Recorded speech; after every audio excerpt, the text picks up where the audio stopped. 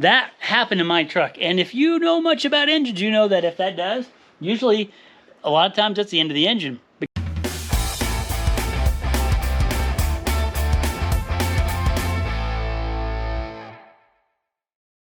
Okay, whatever. What's happening? My name is Uncle Jake. That over there is Dr. Torque. This is a Raptor. With, as Tom likes to refer to it, the Raptor, with a 6.2. Welcome to the channel. Today we're talking about Ford's Bulletproof, if you watch the engineer's interview, 6.2 liter engine. I feel like we have discovered a couple of flaws, a couple of chinks in the armor, if you will. One in particular, and it's become so mainstream that there are companies now making fixes for this. What am I talking about? Dr. Turk, what are we talking about? Garbage. It's not this. That looks perfect. When this happens to be a valve spring, of course, what could we be talking about? So right here is what a valve spring is supposed to look like, right? And this is what valve springs look like in Raptor engines. Look at this. Now, that happened in my truck. And if you know much about engines, you know that if that does, usually a lot of times that's the end of the engine. Because this baby right here is supposed to lift up certain components that aren't supposed to hit other components, like valves for a valve spring.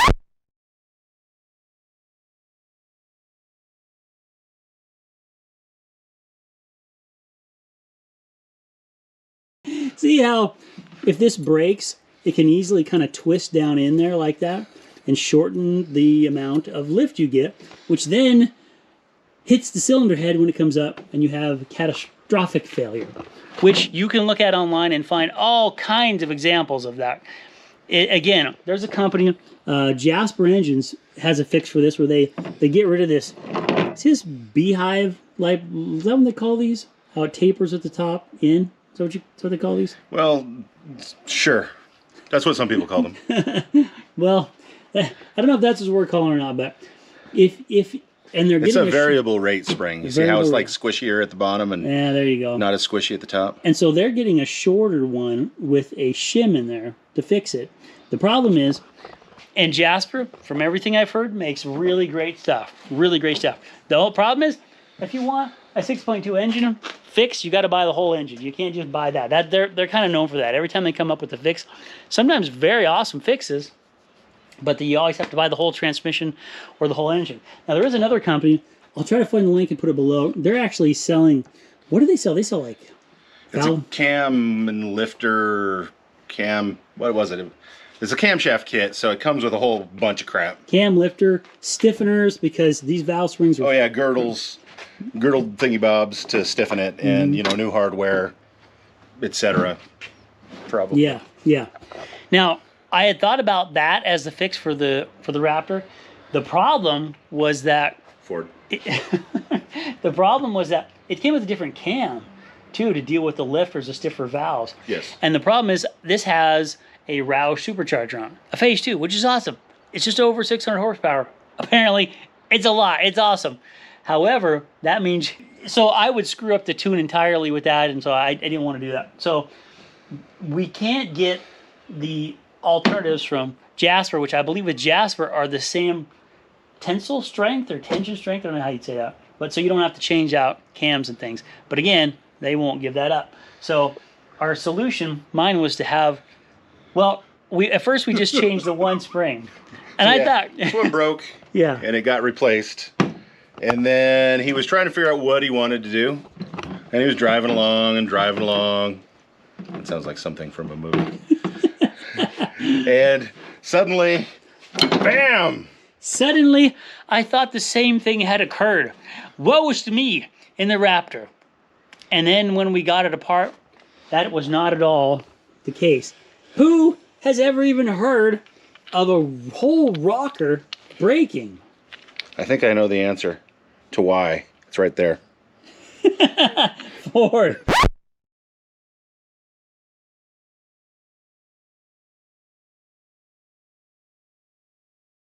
Now, 600 horsepower might have something to do with that. I mean, that's legitimate. No, you don't believe 600 horsepower had nothing to do with that? Zero zilch? Maybe we should have took it to 1,000. if it doesn't have effect. Sure. But look at that. So the same thing happened. Now, this, while I don't believe this has as much of a chance of destroying everything, it could have caused some interference, definitely. And, I mean, don't you think? I'm trying to think. So I guess after this broke in half and things are bouncing around in here, maybe could have gotten into something and caused more problems. Again, perhaps. Not as potentially critical failure, but still, I thought it was the same thing. So once I saw this, I was like, you know what? I got to go further than just replacing that. I'm going to replace the whole top end on this, or at least the valve train. And so that's what we did. So all new valve springs. Now, there is some debate. I'm not trying to get into this debate with everybody that's watching that cares about valve springs, because I've heard it, where valve springs that you have that make it past a certain mileage, some mechanics collect them and put them back in because they know that they feel like it's proven itself.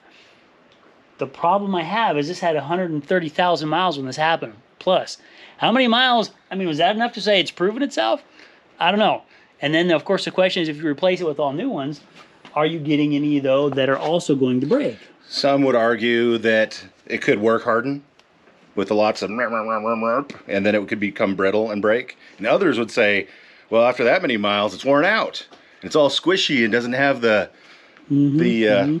pushiness. What's the word I'm looking for? Resistance is futile. Yeah, let's go with that one. It doesn't have the same seat pressure. Seat pressure. Because it gets squishier. So who knows what the answer is, but because multiple components failed, he bought all new rockers, shafts, and retainers and springs. Yeah. It was just, there was enough problems that I really didn't feel comfortable leaving it as is. I mean, how many times do you win the lottery and only have minimal damage compared to what it could? So we just changed it all. But that's something to be aware of. Now, there is one other thing I want to show you that has been reports on a failure on these, and that's these little balls wearing out. Now, I don't see on mine.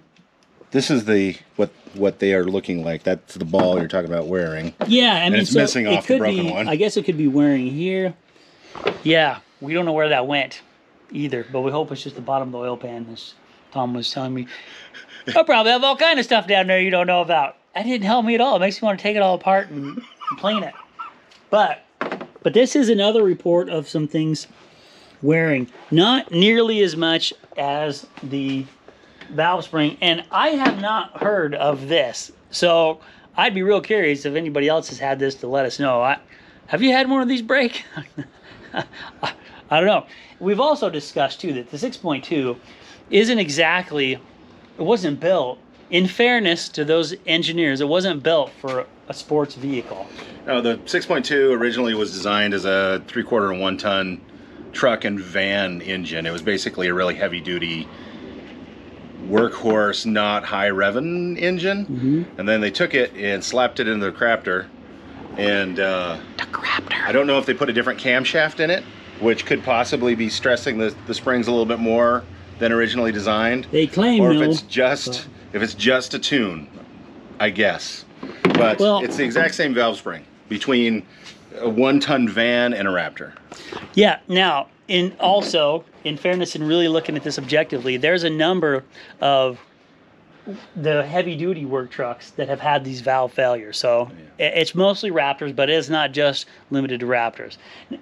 And otherwise, I mean, there's a lot of these 6.2s that people on the forums talk about. I'm over 300,000, I'm 320 and up. I mean, they can go a long ways. I'm not saying that Ford the engineers didn't build a pretty tough motor, but I mean, Ford, this is a problem. I'm really surprised that Ford Motorsport, or whatever they call themselves these days, doesn't have an aftermarket replacement performance spring for the Raptor engine.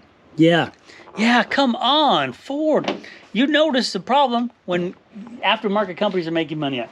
That, however, is some things to be aware of with any of the 6.2s, but the Raptor in particular, if you're thinking about it, and mine had 130,000. I've seen reports online in the forums, guys, 60,000 have lost springs, sometimes 160.